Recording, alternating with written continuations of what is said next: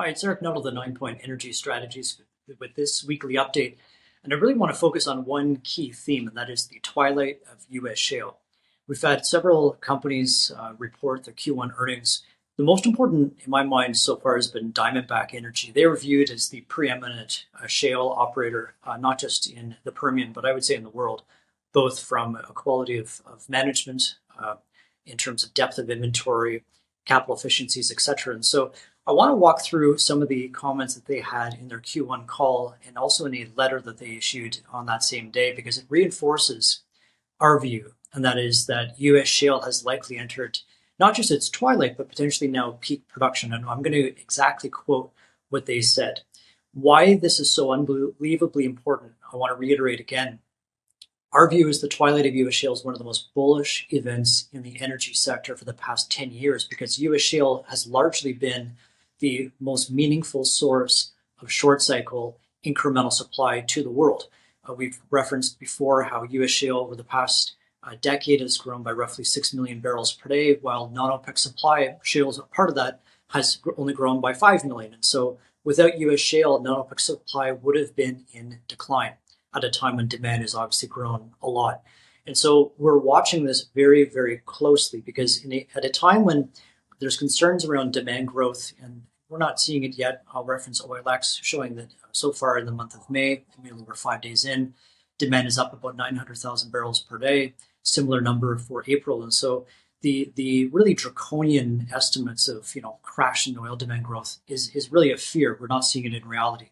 But should it come to pass, and should OPEC members of that voluntary deal continue to add barrels onto the market, it's really U.S. shale that is going to act as a balancing mechanism, accounting for weaker demand growth, accounting for those incremental actual real barrels, not the air barrels or paper barrels, but the real barrels coming onto the market, which is less than obviously the headline number from the OPEC plus voluntary deal. And so this is what we're watching. And so for Diamondback Energy to come out this week and declare a few things that I'm going to look down to reference so I can quote them directly. They said in a letter, they said that we believe we are at a tipping point for U.S. oil production at current commodity prices. It is likely that U.S. onshore oil production has peaked and will begin to decline this quarter. They also referenced, and I'll talk about why this is important, today geologic headwinds outweigh the tailwinds provided by improvements in technology and operational efficiency, because that's been a big narrative about this ongoing efficiency gains and lowering the supply costs and reinforcing this drill baby drill, even though oil price has been imploding. I don't think we need to discuss drill baby drill ever again for the rest of our lifetimes. And so what else did Diamondback say? And again, this is not a little tier 3 operator with fringe assets. This is in our opinion, number one shale producer, not just in the Permian, but on the planet. And so when they say they think that U.S. shale production and U.S. oil production has peaked, it's worthy of listening to the logic that they use. And it reinforces how $60, and I'll touch on this in a moment, is really the death zone for U.S. shale. It's like that climb around Mount Everest. You stay at a certain elevation and you die because of lack of oxygen. Today, the lack of oxygen below $60 WTI for these shale companies is a lack of adequate cash flow to drill and offset declines. And that was one of the really interesting points that they put out with clarity. On their conference call, they talked about how the Permian has a decline rate. And for those unfamiliar, a decline rate is the lack or the loss of production from wells. As you produce the oil and natural gas, you use up reservoir energy, reservoir pressure. And so your well typically declines. So first year, a Permian well is going to be anywhere from 75, 78%, give or take, that you lose from year 1 to year 2. And so they reference how in the Permian is producing about 6 million barrels per day of oil today. And they say that every year they lose 2.5 million barrels per day. Well, that's a 42% base decline rate. So that means that the Permian loses about 208,000 barrels per day each month, every month. 2.5 million barrels per day. It's a staggering number. That means that the Permian loses more than 2 years of the growth in oil demand every year. So it's a massive amount of barrels to try to be offsetting it. They also talk in their conference call why even if oil price recovers, why the new plateau or the new peak, the new level for Permian production is likely going to be lower. And they say the amount of capital required to get back to 13 million barrels a day or 6 million in the Permian might be untenable due to the new business model that we put in place where we're returning so much back to our investors that own the company. And it goes back to the desire, the demand of energy investors, i.e. the owners of these businesses, to get paid today in the form of either variable dividends, which was archaic, we were against that model, really share buybacks. And that's really what most shale companies have pivoted to. And so the necessity to return free cash flow back in the form of share buybacks limits the ability of these companies to spend through the drill bit and grow. But now you've got the base of production has grown, the decline rate has grown, so the capital necessity just to offset those declines has grown as well. And so that's typical what we've seen in other basins that are in decline, such as the Eagle Ford and the Bakken, is that anytime you have a sell-off in the oil price and companies cut capital, etc., the level that you recover back to is never back to the prior highs. And this is what the preeminent operator of the Permian is saying. Even if the oil price recovers, the change in business models, which I don't think are going away, is likely suggesting a lower plateau. Also of interest to me was, well, what do they need to see in order to start spending adequately again to grow oil production? And what they're talking to, and I really admire the foresight of their leadership, I wish all companies thought like this. They say to increase production, and in 2026, what we need in our mind is a $65 to $70 plus world where OPEC spare capacity has been lowered. Again, we think that will occur over the next year. And we have a healthier macro environment. Later on, they say a 70 plus crude environment is a relatively healthy environment, and that would be an appropriate time to bring some capital back into the equation. We're trading at roughly $58 today. They also spoke to the loss of efficiencies just because of the maturity of the basin.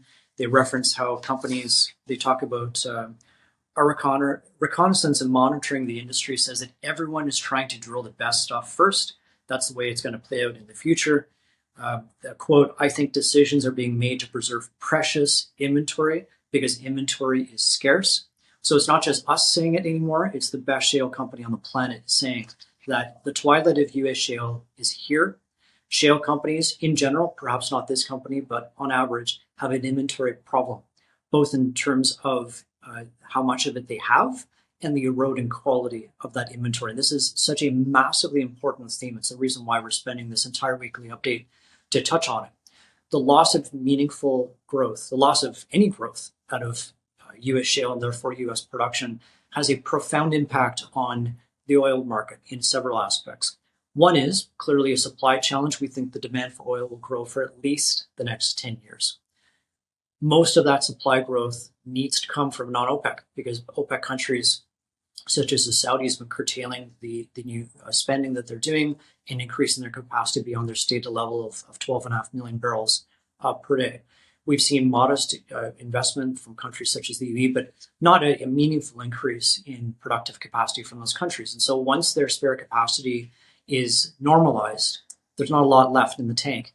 And it's interesting when we look at OPEC plus exports for the month of April, they're only down 2 million barrels per day from prior highs. So this is going back to like 2019. And so this notion that there's like 8 million or 10 million barrels per day of spare capacity, we think is flat out wrong. And so the process of normalizing that spare capacity is going to occur much faster than I think the market believes. We think it will occur over the next 1 year to 2 years tops. And they also is because of this voluntary deal in place, even though Saudi members are accelerating the return of those barrels, many of those barrels are already in the market because you've had chronic cheating from countries such as Kazakhstan. And so the impact of the supposed 2.2 million barrels ready to be returned is much, much less than that. And the second reason why the loss of U.S. shale production, the twilight of shale, is so important is it does put more power in the hands of key OPEC members, mainly Saudi Arabia, whom we greatly respect their leadership. And I really think they're playing the long game. They have been playing the long game.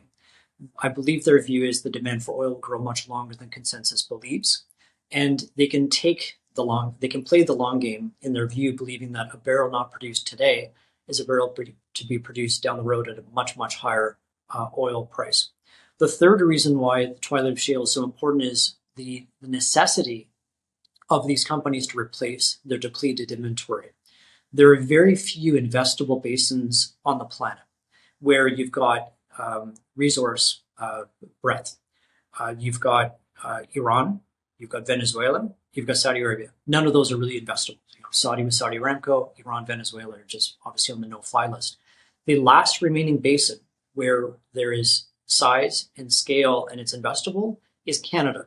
And so we do think over the next year's time frame, you will see U.S. shale companies coming to Canada, applying their skill sets in the Montney and the Duvernay. Oil sands might be too big of a stretch, but certainly in the Montney and the Duvernay, because you have similar parallels. You have decades worth of stay flat inventory, where the quality of that inventory is not eroding over time, unlike what we're seeing in many of the key U.S. basins, where gas to oil ratios, GORs, are increasing, lateral length productivity is actually declining in many cases.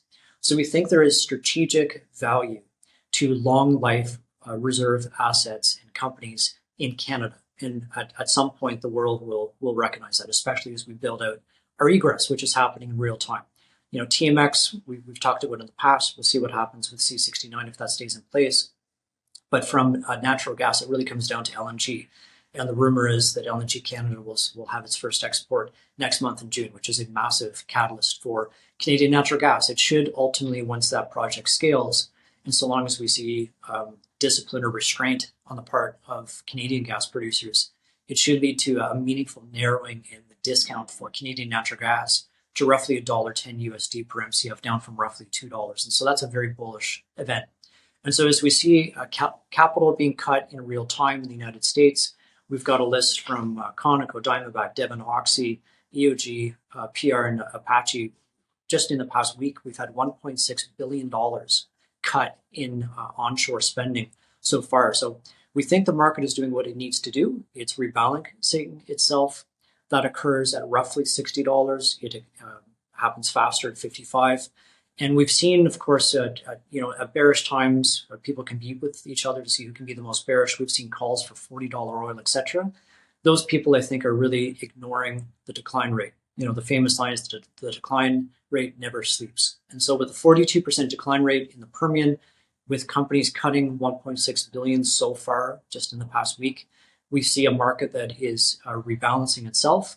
If demand growth falls in the coming quarters due to tariffs, we just had the first announcement this morning. We're recording this on Thursday between the United States and UK. And so if that trend continues, I caution anybody being too bearish, because that narrative can change in a single tweet. And so with that, that's our weekly update. Appreciate your time. We look forward to next week's update with you.